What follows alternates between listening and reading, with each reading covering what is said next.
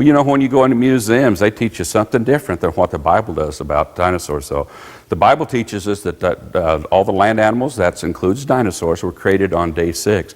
But the museums and a lot of school books and everything, they said, no way, all right? You would never see man and dinosaur together, because when were dinosaurs, when did they die out according to evolution? They say 65 to 70 million years ago. So museums, evolution will teach you there's no way you'd ever see man and dinosaur together.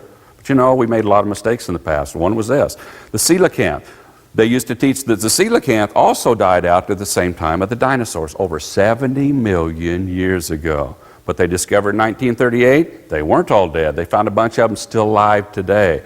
So it wasn't, guys, that they'd gone extinct. It's just we didn't know where to find them. And what about dragons? When we look into dragon animals, what were these dragons? Well, when you start reading some of the history, some of the legends and everything, we find out that the Europeans, the Chinese, they talk about dragons all the time. In fact, there's even a lot of historical documents that come from Herodotus, Marco Polo, Alexander the Great, and a lot of other historians out there too that talk about dragons, and they describe them in great detail, right? And they sound just like dinosaurs.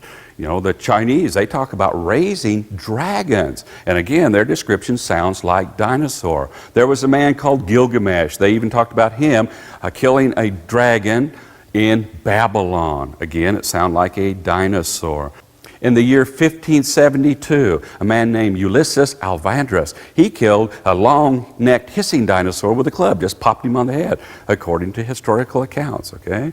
And were they just making these up? See, I don't think so, guys. These are actually historical accounts. And when we go to Europe, there's actually a science book that talks about the history of animals living at that time, and they talk about dragons that still lived. They said they were rare and small, but they were still alive in the 1500s, and that's not that long ago. And that shows that they lived with man. And the descriptions sound just like dinosaurs.